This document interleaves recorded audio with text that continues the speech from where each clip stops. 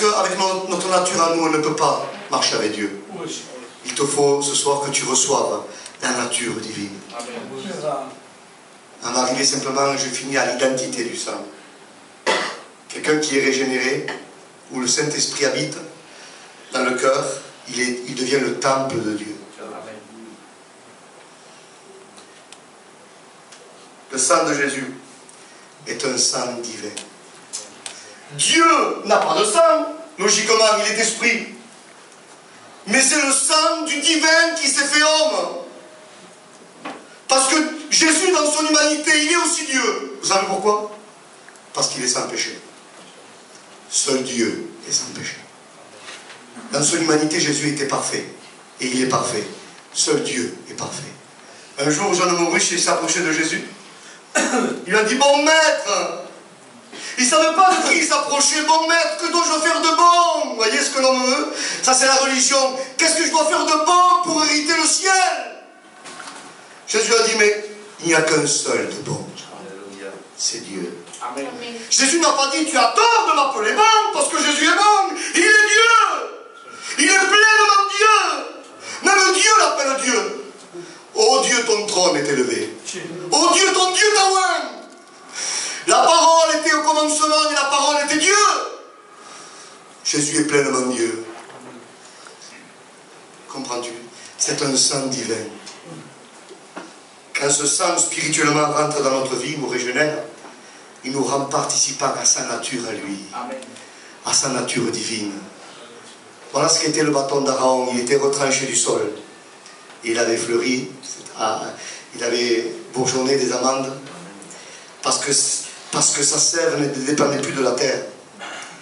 Il était alimenté de la sève du ciel. Amen. Voilà ce qu'est un chrétien. Il n'est pas alimenté de la terre. Il est retranché de la terre. Il est coupé des choses du monde.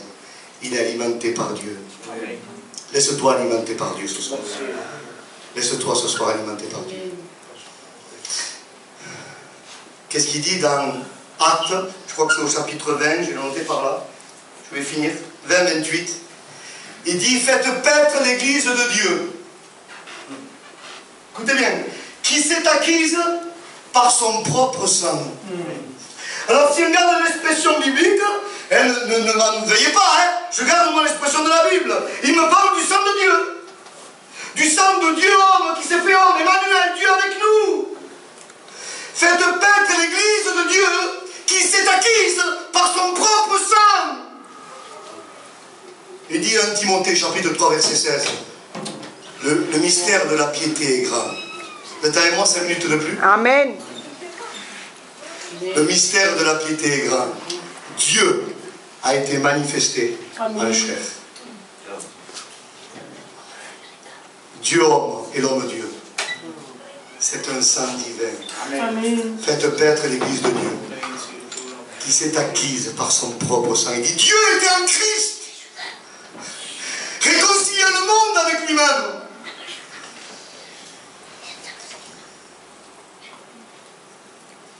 Je voudrais finir. Je me suis amusé et prie le Seigneur. Je sens ce soir la présence de Dieu. Amen. Par la foi, retiens bien ça, par la foi en son sang. Mais pas la foi en tes qualités humaines, en ton sang à toi. Ça serait foi, ça serait avoir foi en ton sang. Mais pas foi en tes qualités, en tes forces à toi. Ce n'est ni par la force, ni par la puissance, mais c'est par son esprit. C'est par lui. Et rien que par lui. Tout est pour lui et à lui. Vous savez comment on dit sang en hébreu?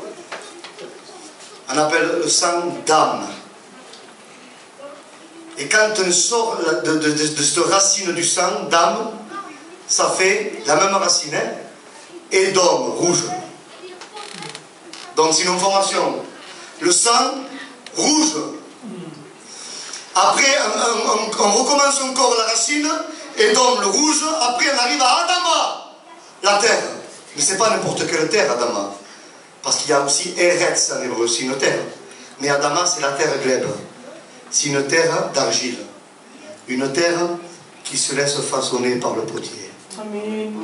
Jésus, Il est de cette terre Adama parce qu'il s'est laissé briser par Dieu. Amen. Le châtiment qui nous donne la paix est tombé sur lui. Il s'est laissé tordre par la volonté de Dieu. Il s'est laissé tordre par la volonté de Dieu. Il s'est laissé briser par la volonté de Dieu. Il a accepté de mourir comme un coupable par rapport à la volonté de Dieu. Amen.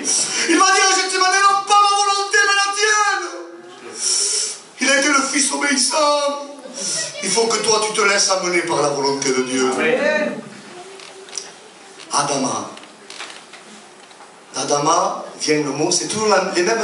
La première lettre c'est le Aleph, c'est la racine. Adama avec le Dalet. Dalet veut dire porte en hébreu. Adama, après il vient Adam. Adam c'est l'homme. Le deuxième Adam. Vous voyez, du mot sang et de Adam, vous savez ce que c'est créé la dernière inclinaison, et ça c'est la propre identité du sang de Jésus. De Adam vient Adonai. Adonai, c'est le Seigneur Dieu. Amen. Voilà l'identité du sang de Jésus. C'est Dieu en nous.